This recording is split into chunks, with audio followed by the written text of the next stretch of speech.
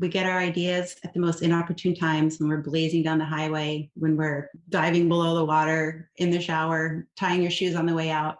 I have a perpetual list in the notes app on my phone or just writing things down and actually pursue them. And double bonus, if you can work on them. It's one thing to create personal projects, just for your own gratification, which I highly encourage. But when it affects and impacts other people, I would say that that's really the most tremendously gratifying, is like knowing your work, your visuals have an effect. I feel like your photographs can connect and evoke thought and promote social change. So those are the ones for me that are the most gratifying. And just really figure out what's most gratifying for you. Set your intention. That's what I wanted to say. Set your intention with your work. Hey, welcome to the Beginner Photography Podcast, brought to you by CloudSpot, the easiest way to deliver and even sell your photos online. I am your host, Raymond Hatfield, and each week I interview one of the world's most interesting photographers to learn what it really takes to capture beautiful images and compelling stories so that you can start to do the same. Now, today is an episode from the BPP Vault where we revisit our treasure trove of interviews from the past to offer both new and longtime listeners a chance to uncover these powerful insights and practical tips to enhance your photography skills. So whether you are listening with fresh ears or simply a new perspective, there's always something new to learn. In today's interview, we are chatting with portrait photographer Michelle Tricca about pursuing personal projects that create impact. Michelle is an insightful artist, I think, who saw a problem in her community and decided to do something about it.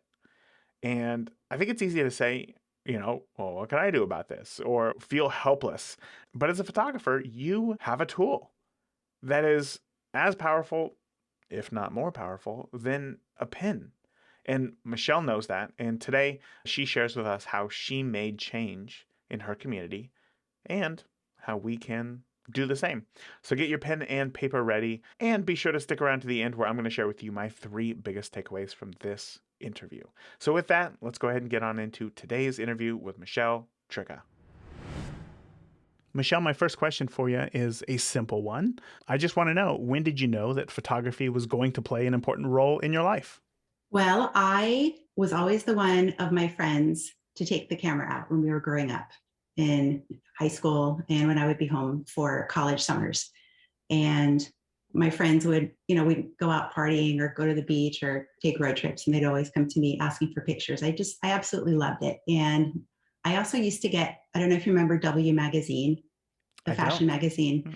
W Magazine is a large format fashion magazine. And I used to get that back in the day when it started, when it was actually in newspaper form. It was like a glossy, color folded newspaper form. So the photos, when you'd open that newspaper, the fashion magazine, the photos were giant. And I had my room in high school and college plastered with those photographs, those portraits. And then growing up in preppy New England, I always got the J. Crew catalogs, and I would, have the pictures of the cute J. Crew models on my walls. So it's funny in retrospect, looking back, to see how that kind of was a metaphor for how I'd be spending my life. So I went to college for broadcast journalism, and I was avoiding taking an art requirement to graduate and get my bachelor's degree. And I had taken black and white darkroom one summer. This is like way back, like prehistoric, just after the dinosaurs. 1987 is when I entered college, but I graduated in 92. So way back in the day, long before pixels were a thing. I took black and white darkroom, and I absolutely loved that class. And then second semester senior year, it was time for me to take my art requirement to fulfill my college degree. And my advisor said, so we need to get you into an art class. I said, I can't paint or draw. I have no artistic skills whatsoever. But I said, oh, there's an advanced art photography open. I'll take that. I loved taking black and white darkroom last year. So I took advanced art photography, and I became absolutely obsessed with the teacher, with his theory and philosophy, with the technical aspects, with his assignments. So I would actually spend all second semester senior year, I would get up at the crack of dawn and pretty much spend all day on Saturdays and Sundays in the darkroom, developing film, making photographs. Like, I was obsessed. I took assignments for the college yearbook and the college newspaper. I photographed my friends. And then I thought, and then it was time, to sort out my startup job in the television industry after college. And I said, I don't want to do that anymore. I want to be a photographer. And I remember my parents saying, we're not helping with any more school.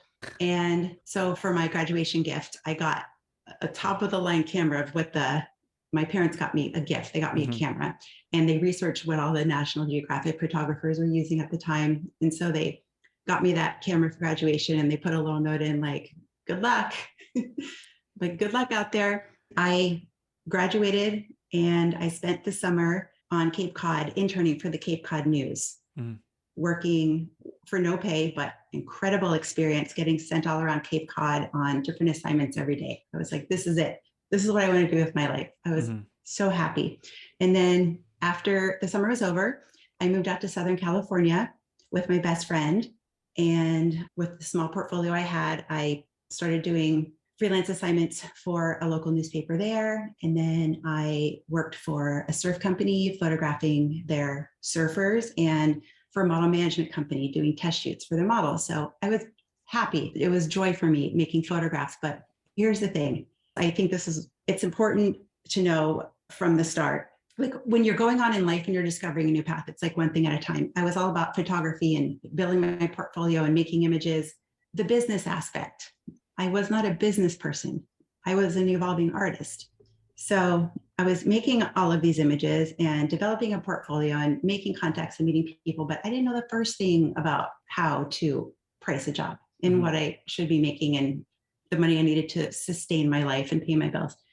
So living in Southern California, I had access to some influential people in the industry, and I connected with the rep for Canon USA and with the Kodak rep. So through them, they would bring me to ASMP, American Society of Media Photographers, meetings in Los Angeles, and I would meet the photojournalists from the Los Angeles Times. And I just really learned by spending time with these people and seeing what they were doing. It was like a mass mentorship. So does that answer the question? Yeah. How did I know I wanted to get into photography? It was just slowly evolving, and it really stemmed from having to take that art requirement. And well, I liked photography and going into advanced art photography, and that was it. That's when the light bulb went off. And it's just been like with every art, it's kind of has a snowball effect. And if you're in it, you want more, and there's different avenues to take. I want to know, though, because you said that you had taken photos plenty of times before. What was it about this advanced photography class that made you stop and think, hey, actually, I want to pursue this more? So in black and white darkroom, we just learned about f-stop and its relation to shutter speed and printing black and white images. And we would have assignments like panning and stop motion and macro, all those different things. But with advanced art photography, we did things like we would colorize black and white. So we would use the photographic pens to colorize images. And our teacher was very liberal with having us experiment with lighting and just being non-traditional with making photographs that resonated with our soul and like pursuing personal projects. So for me, as I said, not really being an artist my whole life. I draw stick figures. Like I just never considered myself one of artistic ability. It just, a light bulb went off. It was like a few layers of the onion of my adolescence just peeled off. And I was like, wow, this is it. I just felt this innate connection with photography and making photographs. It was a form of like self-expression and also a means of connecting and communicating with people, because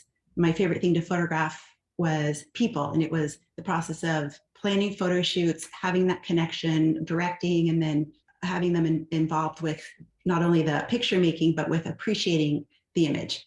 I always tell my clients nowadays, like when I do family portraits, I'm not taking your picture. This is a group effort. Like this is a collaboration.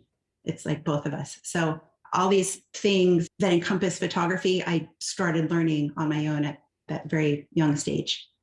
That's beautiful. What were some of those things that you struggled with? You know, you mentioned the ISO and, you know, all the technicals and whatnot. Was there any aspect of photography that you just were having a hard time grasping? Not with the technical things, because I learned from the very start when I took that initial black and white darkroom class.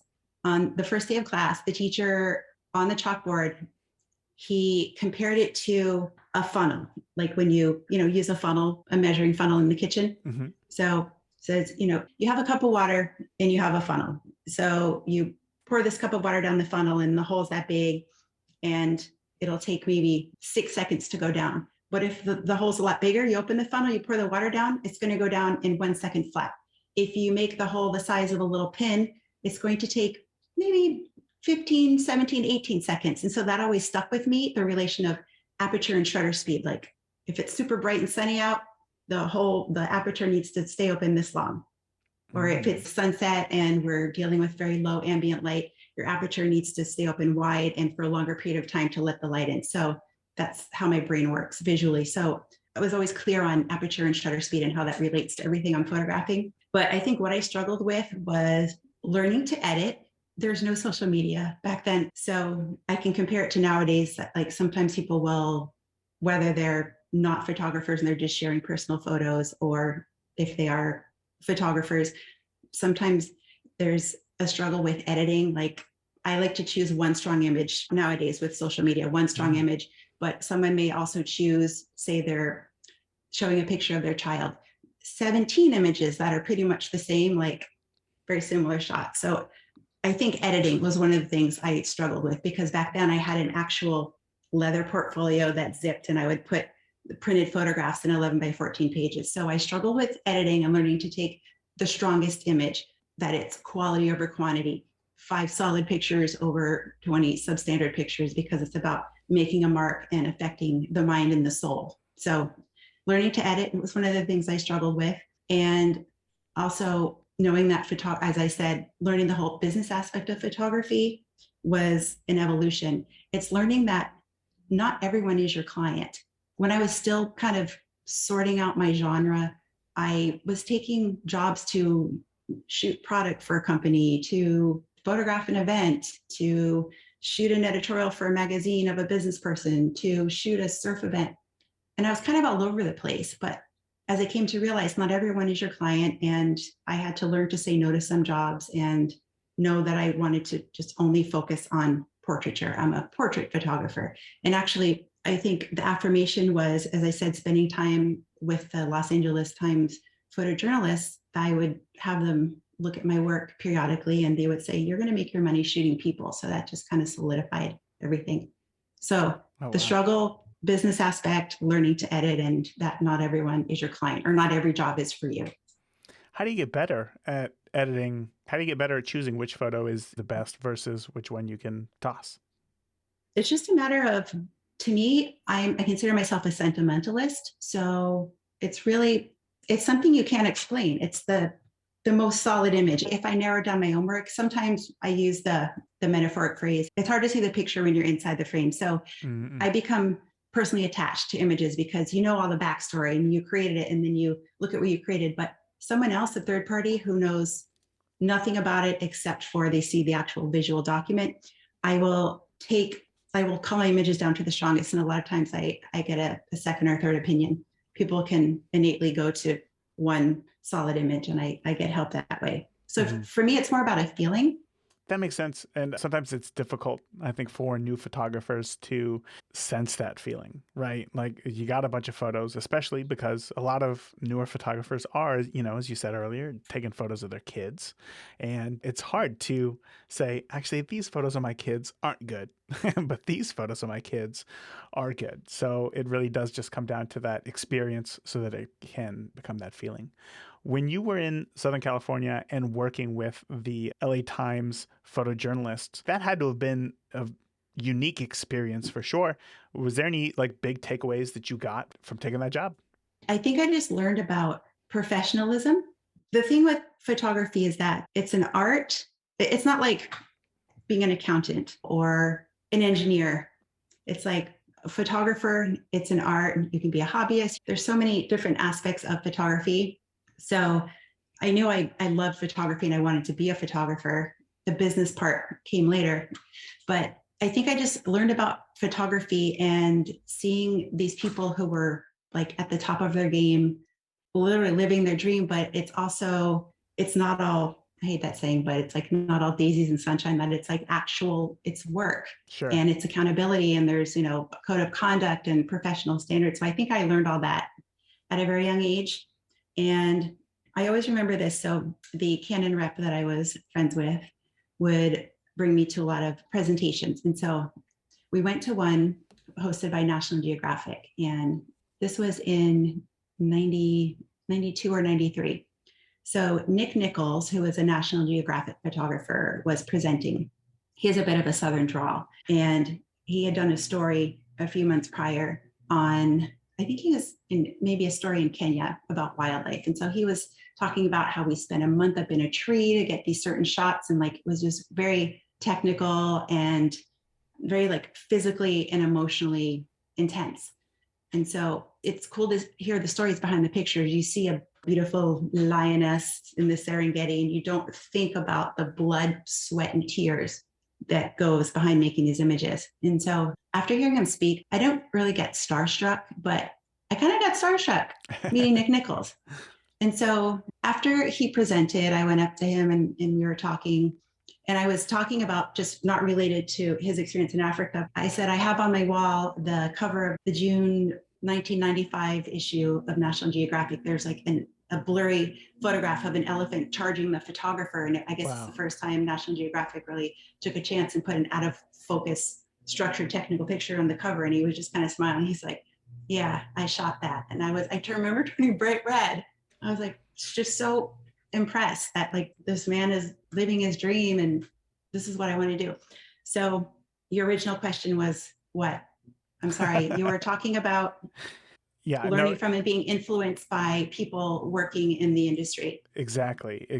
And I guess what comes next is, you were told that you're going to make your money photographing people. How did you transition into doing that? Were you just doing, you're in LA, you're taking headshots, or how did you get to where you are now? So as I was establishing myself, I did the responsible thing. I had a temp job. And so every week I would have a job as an office or data entry, whatever, while building my portfolio. So as I said, I connected with a surf company and they would send me on assignments photographing their team riders. But living in Newport Beach, I would get up at the crack of dawn and I would photograph a dawn patrol of the riders out in the ocean and take some product shots with the new body boards or surfboards they're representing. And then working for the model management company, they would give me work photographing their models. And I got a job at Abercrombie and Fitch just so I could take those, massive life-size black and white photos when they would take them down, when they changed out their clothing lines every couple of months. I would go home with these massive photographs. Yeah. Kind of like the ones behind me, like the massive, the Abercrombie and Fitch. Yes. So working there, I also worked with a lot of people who were my age in my 20s who were also fun loving. So I was always photographing them. I was photographing their kids and just working all the time, whether it was paid jobs or portfolio building. And then it's the portfolio building jobs, your actual work, your creative energy. Those are the pictures that get you more work. So I ended up going to Africa. I went on an African safari in 1994. And the reason I went to Africa is because after living in Southern California for a year, I got into a car crash and it was a near-death car crash. So I have a reconstructed arm and ankle and my lung collapsed. I was on life support. So I went through 6 months of physical therapy to regain use of my arm and leg. And at the age of 24, it was a very dark time. So I think that whole experience was really my catalyst to self-growth and assessing my priorities. Mm-hmm. So I started my bucket list, which I've been living ever since. And the first thing on my bucket list was African safari. So one day when I was very close to healing, like I had graduated to a walker, I was regaining strength in my arm and leg. I got an adventure catalog from REI, the Recreational Equipment Incorporated. They also had a travel adventure company. I open it up, I see this 2-page promotion for 2-week African safari in Kenya and Tanzania. I just picked up the phone and I signed right up. I said, I'm going to be there August of 1994. Wow. So I went to Africa, and right before I went, I connected with the Kodak rep and they provided me with 50 bricks of slide film. Jeez. T-Max black and white and slide film. And then Canon, I was actually shooting Nikon at the time. My Canon rep friend provided me with a couple of zoom lenses and Canon bodies. So I went armed with my toolbox And that was a life changer, that trip. My goodness, I bet. So I get back from the trip, and that Christmas, I was home for the holidays. My parents invited me to go to a Christmas party with their friends. And I was like, no, I don't really want to go to a party with a bunch of old people, but I went. And my family, like, we're always the ones that go to parties. We're always like the last ones to leave. So it was the end of the night. We were helping them clear dishes and stuff and clean the kitchen. And I remember I was throwing away paper plates, and there was this guy leaning against the trash compactor. And I was like, excuse me, like, just kind of, I was in like work mode. I was just like, okay, excuse me. And he got out of the way, and people resumed talking. Everyone left. And then my folks and I left. And as we were walking out, I look at their bookshelf and I see a thick book that says 100 Years in the History of Photographing America. And I was like, oh my gosh, you have this book. I've seen this at the bookstore. I love it. And I just, can I look at this for a second? And I'm flipping through it. And they're like, sure, you could actually take it home to look. Marty just left. And I was like, what do you mean Marty just left? And they're like, Martin Sandler. I'm like, I'm not sure what you're talking about. Wow. And they said, Martin Sandler, the author of that, he's a Pulitzer Prize winning writer of photography. He just left. I'm like, left where? And they said, you actually shushed him out of the way when you were cleaning and going to the trash compactor. I'm like, are you flipping kidding me? Martin Sandler, the author of this, was just here. That was the guy. Why didn't you tell me? Yeah. So they said, he's a super guy. Here's his phone number. Why don't you give him a call? And I was like, oh my gosh, okay. So I called him the next day, and he just laughed. He was super easygoing. And he said, I told him I'd gone to Africa. He said, Michelle, I tell you what, I'm currently working on a project commissioned by Simon & Schuster Publishers. It's Macmillan's Dictionary for Children. And I'm still on the hunt for photos. So why don't you bring some of your work and meet me at Starbucks? So as I said, I had my little portfolio with prints. I had some of my Africa photos of the Maasai and Samburu and some wild animals. So I went and met with him, and I was just like, as I said, I never get starstruck, but I was just like, sometimes as an artist, sometimes we have ADD brain, but I was just like 1,000,000% focused on this man and everything he had to say. And I just showed him my work with no expectations, just honored that this director of photography for this project was even looking at my work. And he goes, I tell you what, send me this, this, this, and this.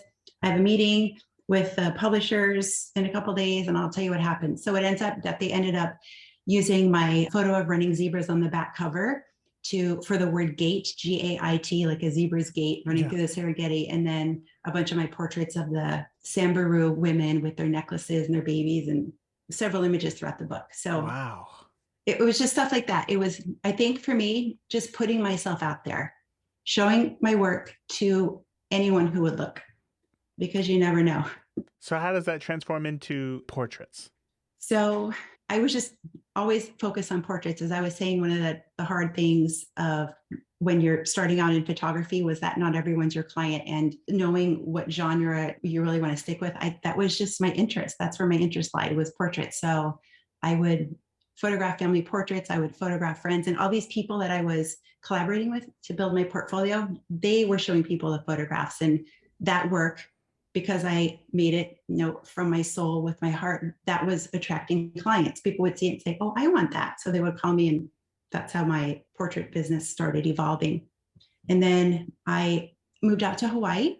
As I said, going down my bucket list, I moved out to Hawaii in my late 20s, and I brought my work around. Actually, there was a gallery there. Canon USA had a gallery where they sponsored artists every month. And within a few months of living in Honolulu, they offered me a show. Wow. So I invited all the art directors for all the magazines and publications and newspapers I wanted to work for. And they came, saw my portfolio on the wall, and then they started giving me work. So it was just really about putting myself out there. And then I started working for the Triple Crown of Surfing, which is the biggest surf contest in the world that ends up on the North Shore every November and December.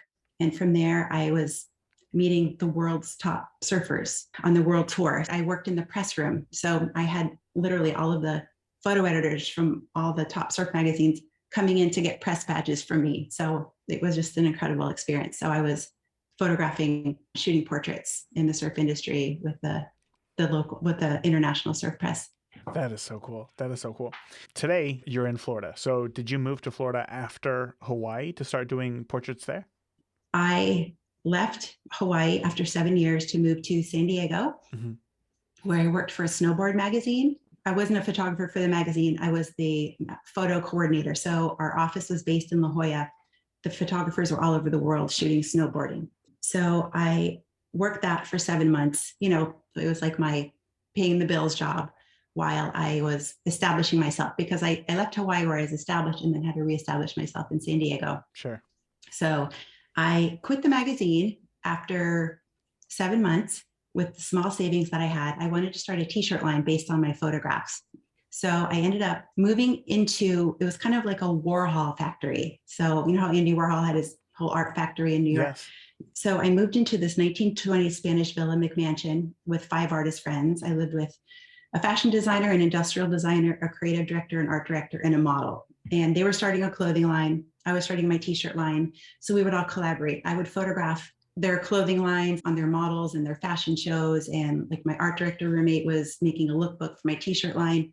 We were living the life of creativity. However, being artists and not business people, we all ran out of money at the same time and got evicted.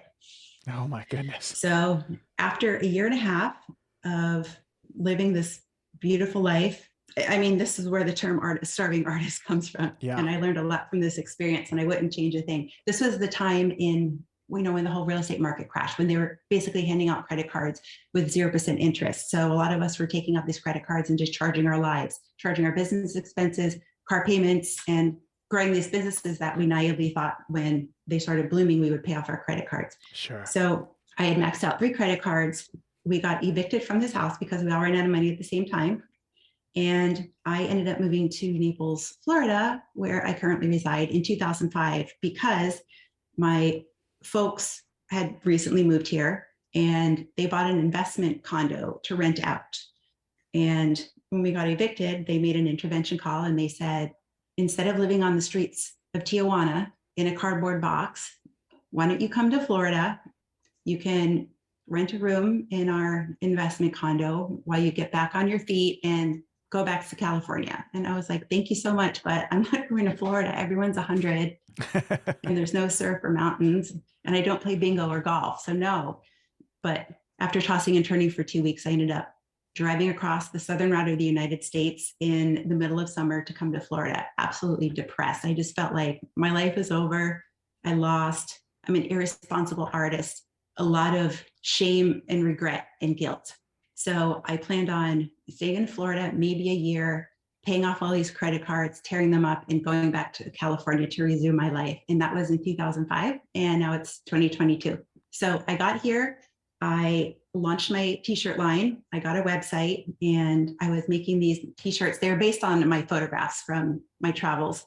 And I had some success with that. They were boutique t-shirts, so they were selling for $40 each. But the thing was, I was making them all myself. I was a one-man band. So I would get an order, and it would take me all day to create a couple dozen t-shirts. Sure. It really wasn't economically viable.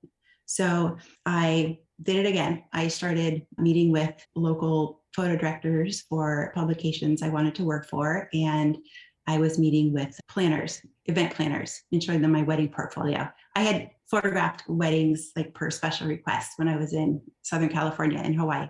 So that's how I started evolving here, was shooting editorial for magazines and shooting weddings, which I absolutely love shooting weddings. The last wedding I photographed was 3 years ago, and I will photograph one on special request, but I took my wedding portfolio down and I'm really focused on portraits now. But I loved shooting weddings, just the whole spirit of it, the beach, like just the whole energy of the day. I really loved that. Yeah. So I ended up within the first year cutting up all my credit cards and just forgetting about that, going into debt, learning situation in California. And I've been building myself in Florida since.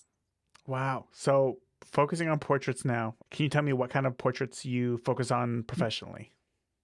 So the majority of my bread and butter is multi-generational family portraits. I live in a destination location in Naples, Florida, Southwest Florida, the Gulf of Mexico. So a lot of my work is, I'm busiest around the holidays, Thanksgiving, Christmas, spring break, where sometimes families come together 1 or 2 days of the year. Yeah. So I'll shoot multi-generational photos, mostly on the beach. And I really elevate the family portrait. So it's not just about the photographs, it's about creating, how are you going to enjoy your images after? A lot of these families come together, multi-generations, they'll keep in touch via FaceTime, but they're never physically together. So I create giant pieces of wall art, photo galleries for the walls, and I do fine art coffee table photo books. So we plan on, the intention is for the work to either live on their walls as their custom art or in coffee table photo books that they can look at every day, while they're heading out to shovel snow in Indianapolis. Yeah, that was me yesterday. Absolutely. So So I when do it, that and editorial. I shoot editorial assignments and some branding work, but mostly family portraits. when it comes to those family portraits, they obviously know what it is that you're going to be offering in terms of like wall art and coffee table books, Mm-hmm. beautiful albums. How does that conversation go when they first show up? Because I am friends with somebody who's in the beginner photography podcast community who lives in Pensacola and says that very often, she'll do something similar. Very often they just want digitals. They just want something quick, like a mini session or whatever. How do you differentiate from doing simple mini sessions on the beach to what it is that you deliver, which is much larger than that? I am a full service photographer. I'm not a shoot and burn. I was a shoot and burn. So backing up, I didn't mention this. I know I've been talking fast, but so much has happened. So while I was living in San Diego after I moved from Hawaii, this was around the time when people were starting to go digital. And I was like, nope, I'm not going to do it. Nope, I'm too invested on this digital thing, computers. No. I ended up getting a digital camera, and I took I went to Los Angeles for a week to take a digital photography workshop. And I was so overwhelmed. It started to take the pleasure away from me. Sure. With all of a sudden this investment in digital and pixels and SD cards, I was really overwhelmed and kind of not rethinking my career, but thinking, what is going on? Like, is the dream over? Is this bursting my bubble? Should I look for another career? I don't have any other skills. I can make banana bread. Should I be a baker? It was horrible. It's an important skill, though. It went from, what I would do as a film photographer is I would do family portraits, and then we would look at the contact sheets. I would have a contact sheet and a loop for my client, and we would select portraits and I would sell them the prints. But with this digital, it was confusing on every realm. It was like relearning the industry, like literally even the technical aspects, like the learning how to shoot with digital and the editing. So it took me a while to adjust. So once I was digital, we didn't know what to do. So we would just shoot pictures and offer a bunch of digital files to a client. But that really, after a while, I was like, this is not gratifying for me. And the weddings I was shooting, burning someone a disc, and then I would run into them a year or two later and they'd say, oh, our pictures are on a disc in the drawer. Like, that just was not gratifying for me. So it took me a while to evolve to where I am now. I am strictly a full service photographer. I'm a print advocate, and I offer images as I would want them as a family member or as a partner or a mother. I'm actually an auntie of, I don't have my own kids. I have a twin niece and nephew. They're like my kids. But I am a print advocate, and it's important for me to create art for my clients. I'm talking my retail clients, my family portrait clients. I offer digitals when it's for commercial usage or editorial, but my family portrait clients, they get wall art and coffee table books. And as I was saying earlier, not every client is your client. I'm not for every client. There are a lot of families that come here and just want a quick mini session or 20 minutes with their kids on the beach. And I'm not the right photographer for them, because I want them to have wall art and coffee table photo books and fine art prints. But there are plenty of photographers who do work on the shoot and burn model and who will shoot a session and give them a disc. That's not my core value. And I don't want to leave a client hanging with the digital files. Mm-hmm. So for you, is it in the message that you're sending out that, hey, when we leave, you're going to have prints, you're going to have an album to show, so that clients kind of self-determine whether you are the right photographer for them or not? That's established up front. So my work is word of mouth. A lot of people find me online that come from out of town. And I do have examples of my wall art, my full service offerings on my website. So that's established from the get-go, and a client will either want to move forward with that, or they'll establish their interest in just getting a bunch of digital files, and then they can move on, because there are a lot of awesome photographers here in Southwest Florida that they can choose from. But as I said, a lot of my work is word of mouth. So someone will enter a family's home, see their wall galleries or a book I did for them, and then I'll get a call saying, I saw the work you did for so-and-so. We actually have a wall in our living room, or we just moved to a new place and we'd like our own personal art. And that's how I'm really attracting my clients, is that they're seeing the work I've done for other people. Mm-hmm, mm-hmm. Now, I know that you have been shooting essentially professionally for decades at this point, right? You've been working on this a long time, been in business for a long time as well. But the way that I found you was through your personal projects that you do, and your project specifically, People of Immokalee. Did I pronounce that right? Yes, Immokalee. Immokalee. Perfect. So this is where you go out and you document the people of the community. Is that right? No, it's actually the face of Immokalee is a portrait installation celebrating the soul of Immokalee. So actually the portraits behind me are from the project. The face of Immokalee. So I live in Collier County, which is one of the wealthiest counties in the United States. Naples specifically has a lot of money. Not me personally, I'm still a working stiff, but within Collier County is Naples, one of the wealthiest zip codes. And we also have Immokalee, which is one of the biggest migrant farm worker communities in the United States. And there's this vast juxtaposition. It's the Immokalee is where the country's tomatoes are grown.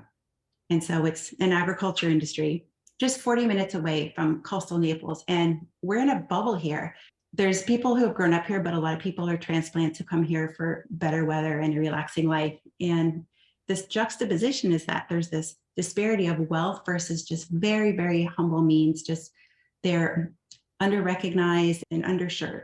And I am actually a mentor for the Immokalee Foundation, which is a foundation that provides education and support for kids to break the cycle of poverty and to see them through high school and into college. And so spending time up there, I see all these agricultural buildings and just blank surfaces. There's a lot of homogenized walls in Collier County, just building walls that are white with no art or murals. Miami is very supportive of the murals and the art movement, but not so much in Collier. So my artist brain sees these as canvases, and being up in Immokalee and seeing these white semi trucks that go between the farms and the factories and the packing houses and then the building walls, my artist brain sees art. And since my only means of art is photography, I saw portraits of Immokalee residents on these walls. So I made a pitch to the Community Redevelopment Agency in January of 2019, and I got approval to go ahead and do it. So this is a project I've been working on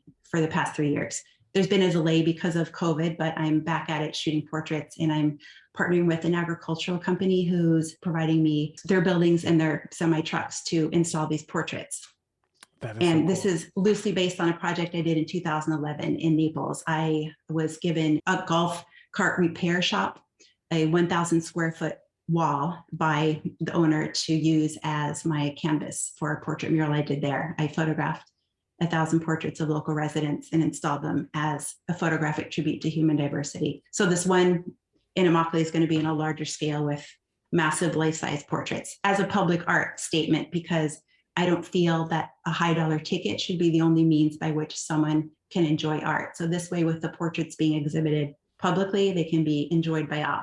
And Immokalee residents don't spend a lot of time in Naples, and Naples residents don't spend the time to get up to Immokalee to get to know them. So the trucks will be able to drive through coastal Naples and bring the exhibit to people who didn't know it existed. So it's my means of activism as a photographer. That is so cool to get your message out there and to get your photos seen. That's perfect. The trucks are just a giant billboard, essentially, giant moving billboard. Exactly. That is so cool. I know that, and I told you this right before, one of the biggest things that I hear from members of the Beginner Photography Podcast community is that they want to start a business. They want to earn money with their camera, which is something that you do, but they are worried that once they start doing that, the joy of photography is going to be lost, and that photography is now going to become their job. It's not going to have that same fun and excitement factor. And I wanted to ask, with you doing personal projects, is that how you combat that? For me, as a career artist, photography is my career as well as my lifestyle. Photography pays the bills, and all the jobs aren't all fun and they aren't all glamorous. And people see the work you created, they don't know the backstory. So yes, being a photographer, it can have its moments of glam, but really taking pictures as a business is like 20% of it. You've got all your technical aspects, you've got culling, you've got editing, you've got invoicing, you've got taxes, you've got re-edits, you've got, client approvals. So that's something that you really need to be sure you want to do and commit to. I just do it because I have no other skills. No, I'm just kidding. It's very hard work. But aside from that, that's why I maintain personal projects. I put my heart in so that my commercial work pays the bills. I'm able to do something that I love to pay the bills, but I'm also a photographer in the means of working on personal projects that are humanitarian nature, that help other people, that champion other people. Mm. So I think it's always important to stay involved in personal projects. You've got your work life as a photographer and your personal projects that will fill your soul. And it's okay. I get burned out sometimes. It's okay to take a break. I'm going on vacation in May. I'm going on a 2.5 week vacation. And you need that sometimes to recharge yourself. And it's okay to take other jobs to pay the bills while you're establishing yourself. But I would say stick with what you love and what fulfills your soul as a photographer. I remember one of the Los Angeles Times, the photojournalist I was talking about, another thing I learned from him. I remember I had gotten a call from someone who was offering me a job for very little pay, like peanuts. It was kind of demoralizing what they were offering me as an artist. I remember him saying in my ears, I was on the phone, he said, Michelle, you don't need to take this job to be a photographer. Like you don't need to take any jobs this month to be a photographer. You are a photographer. Take the jobs you want. Like because you're a photographer, it doesn't mean you need to accept every job. And I always remember that. So to avoid burnout, I would say it needs to behoove your portfolio or your bank account. It either pays really well and you work to make the client happy, or it behooves your portfolio and it's something you absolutely love and work you'll be proud of and work you'll be able to show people to attract more clients. Does that answer the question? It does, yeah. And that is a huge lesson that I think, oh my gosh, so many photographers, myself included, when I first got started, I didn't listen to that. I thought to be a photographer, my ideal client was anybody who's willing to pay me. I thought that I had to take every job. I thought that I had to do senior photos, do those newborn photos, do everything under the sun if somebody wanted it, because that's the validation. Otherwise, if you didn't, how could you call yourself a photographer? And that is obviously now with years of experience, you learn that that's absolutely not the case. And I hope that somebody listening today realizes that and makes a change in their business to do something that or to change doing something that they don't want to do into something that they do want to do. So keeping with the personal projects, then there are a million different ideas that you could do, especially within the humanitarian realm, right? There's a million things. How do you choose what you want to focus your specific attention on to have the biggest impact? You mean as far as personal projects? Yes. For me, these projects are things that they kind of come to mind and they haunt me. They won't let me go. And if it's something that keeps resonating in my mind and my soul, and I can't stop thinking about it, I need to pursue it. And another project that I'm working on, the thing is these projects, I figured out, I looked at the pattern, is that they're not just myself. I see myself as the conduit between the art and getting it out there into the world and making an impact on not only the subjects of the photography, but on other people's lives, like with the Face of Immokalee, championing this under-recognized community. It just fills my soul. Like it's a feeling I can't explain. It's gratifying. And this is a not-for-profit. I've been putting 3 years of my own time, energy, and money and efforts into this.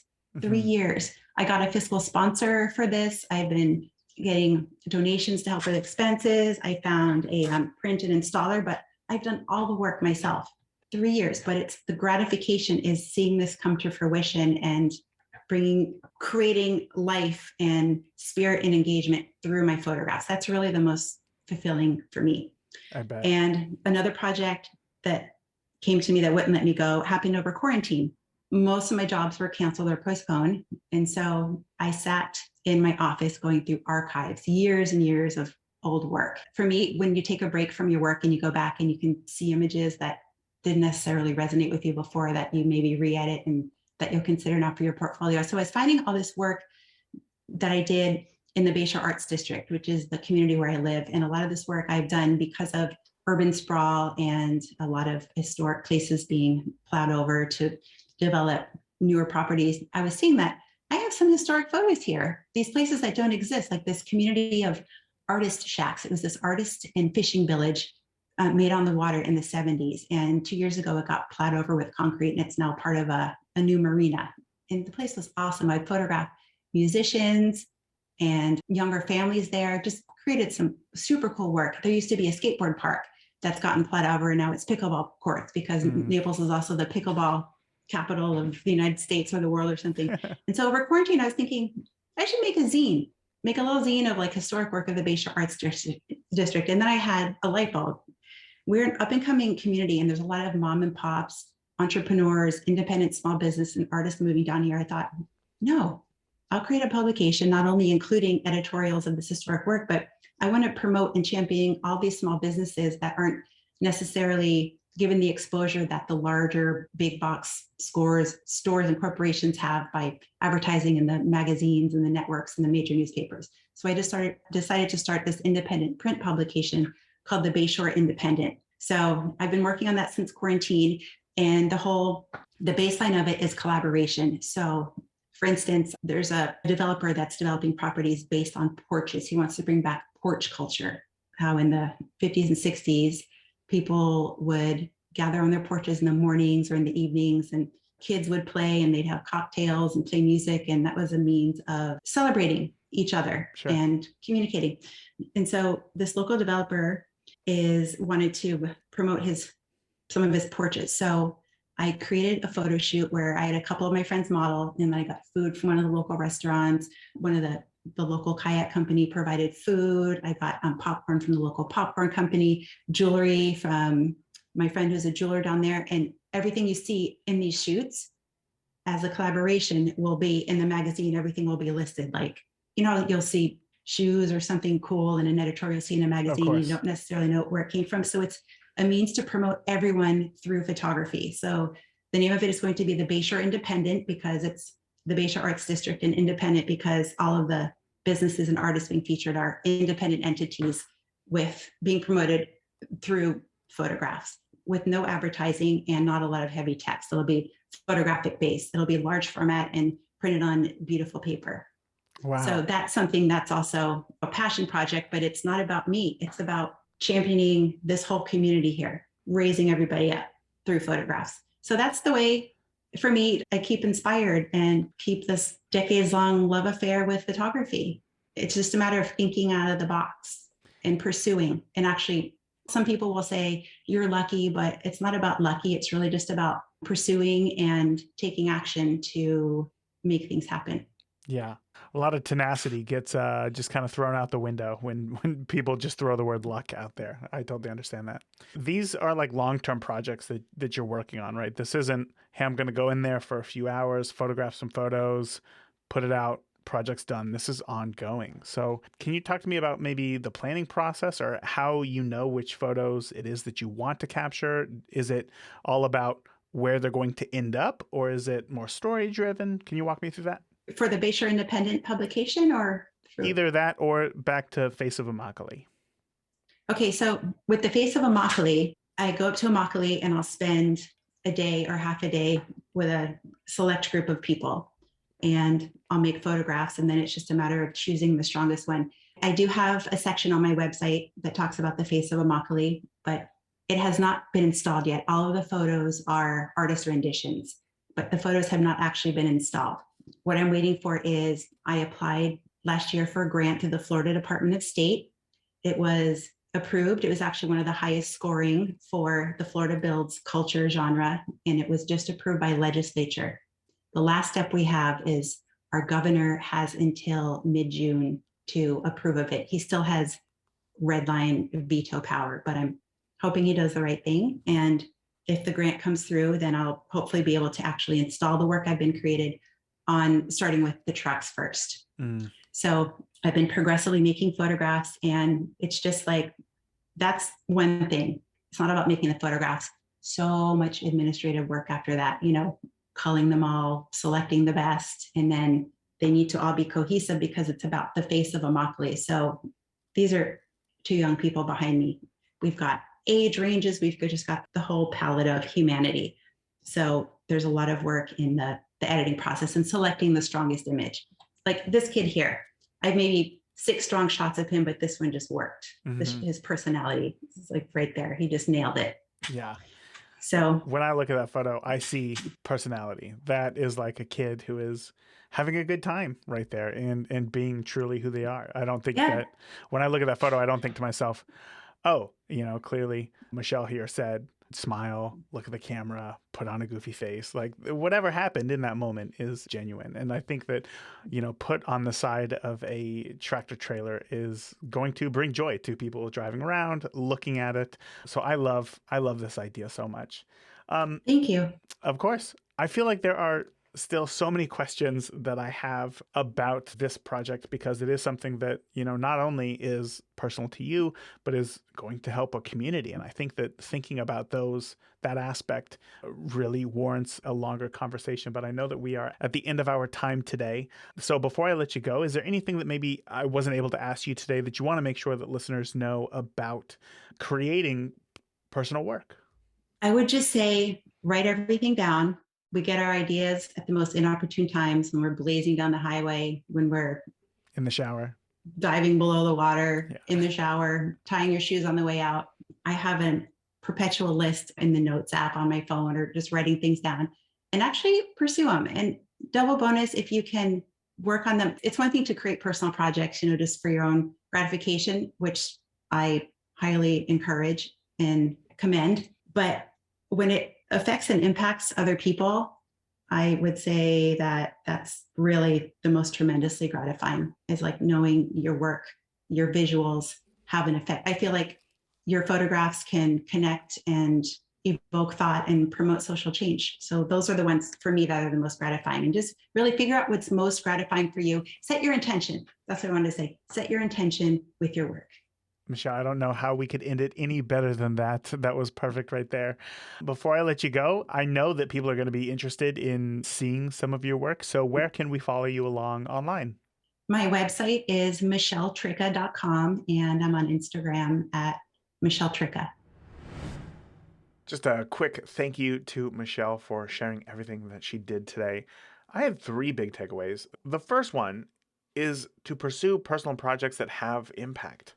It sounds obvious, right? I mean, we get into photography because we all want to tell a story with our images. But if our images were able to make a change in our own community for the better, wouldn't you want to do that? Like, this doesn't have to be a portrait. It doesn't have to be today. Maybe you photograph the dying trees along your favorite walking trail simply to raise awareness for your park. Those images can make a difference in your own community. Takeaway number 2 is to embrace quality over quantity. It is so easy, when shooting, to come home with 10,000 images. Lynn, I'm looking at you. But part of the power that we wield as photographers is not just taking the images, but also sharing the images. And to make an impact with an image, oftentimes less is more. So just try to shoot 10% less. Try to be more intentional when pressing that shutter button. Cull down your session a bit more. They don't need 3 variations of them walking or whatever. And then share even less to make your story stand out. Takeaway number 3 is to keep a beginner's mindset. There will always be more to learn, and that should excite you rather than debilitate you. Just going out to shoot, try not to throw yourself for a loop. Take a lens that you haven't shot in ages.